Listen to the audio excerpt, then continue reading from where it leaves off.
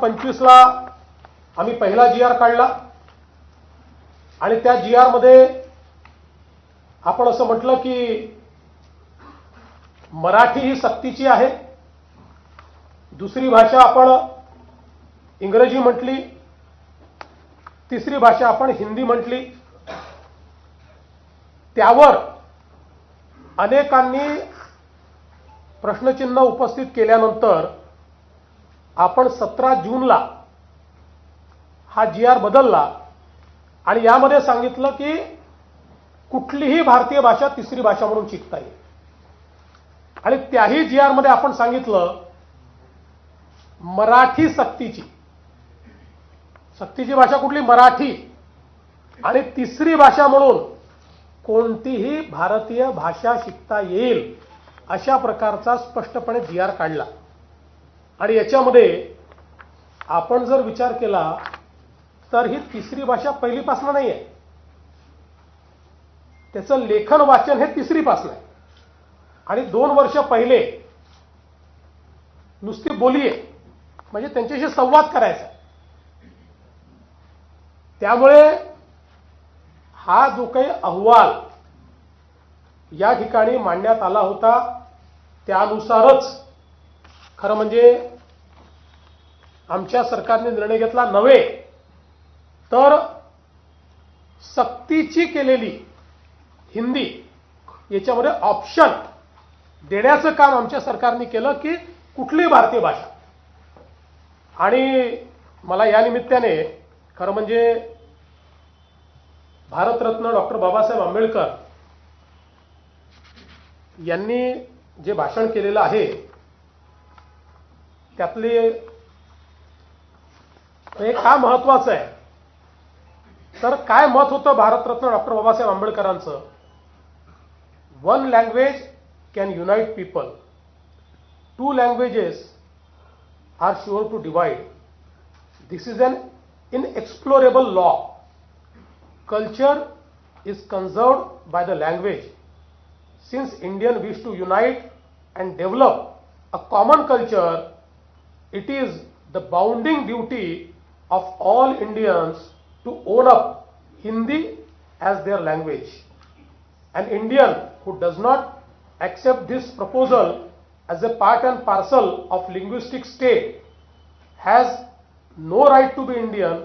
He may be 100% Maharashtrian, Tamilian or Gujarati. पुढे त्यांनी असं म्हटलेलं आहे की आपली मातृभाषा ही शिकलीच पाहिजे पण त्यासोबत हिंदी देखील शिकली पाहिजे। हे भारतरत्न डॉक्टर बाबासाहेब आंबेडकरांचं दिलेलं भाषण आहे। तथापि आज ज्या प्रकारे नेहमीच्या पद्धतीनं आपणच निर्णय घ्यायचे, पण या मंत्रिमंडळामध्ये त्यावेळेची संपूर्ण शिवसेना होती, उद्धवजी त्याचे प्रमुख होते, शरद पवार साहेबांची पार्टी पूर्णपणे त्या ठिकाणी होती आणि काँग्रेस पार्टी पण होती। या सगळ्यांनी मिळून याला मान्यता दिली, आम्हीच नव्हतो, पण ठीक आहे आमचा काही त्याला विरोध नाही आहे, पण सगळ्यांनी, कारण माशेलकर साहेबांसारखे, सुखदेव थोरात साहेबांसारखे अभ्यासक ज्यावेळेस एखादा रिपोर्ट देत आहेत आणि तो जर स्वीकारा होता तर चूक काय आहे।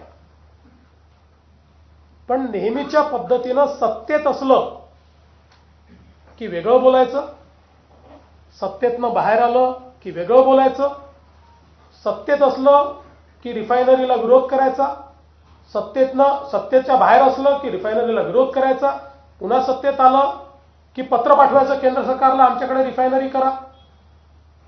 ही जी पद्धत आहे याच्यामध्ये केवळ विरोधाला विरोध अशा प्रकारची पद्धती दिसते। त्यामुळे खरं तर पहिला प्रश्न म्हणजे या सगळ्या प्रक्रियेत राज ठाकरे नव्हते, कारण त्यांचा मंत्रिमंडळातही नव्हता, अपोजिशनलाही कोणी नव्हता। मला तर असं वाटतं की पहिला प्रश्न राज ठाकरेंनी उद्धव ठाकरेंना विचारला पाहिजे की तुम्हीच जर याला मान्यता दिली तर आता कुठल्या तोंडाने आंदोलन करायला निघालात, हा प्रश्न विचारला पाहिजे। पण आम्ही ही भूमिका ज्या दिवशी दुसरा जी आर काढला त्या दिवशी आम्ही भूमिका मांडली की आम्ही ही सक्तीची करणार आहे. आम्हाला अशा प्रकारचे जे विषय आहेत हे विषय सर्वानुमते करून घ्यायचे आहे. आणि म्हणून आम्ही त्या दिवशी सांगितलं की दादा भुसे सगळ्यांची चर्चा करतील, आमचे मंत्री महोदय सगळ्यांचं म्हणणं ऐकून घेतील आणि सगळ्यांसमोर वस्तुस्थिती देखील ठेवतील. कारण अकॅडमिक बँक ऑफ क्रेडिटमध्ये तिसरी भाषा शिकली नाही तर आमच्या मराठी मुलांना तिथे मार्क मिळणार नाही. पण इतर मीडियमचे जे लोक आहेत, इंग्रजी मीडियमचा जो आहे त्याला त्या ठिकाणी मराठी ही कंपल्सरीच आहे, अनिवार्य आहे.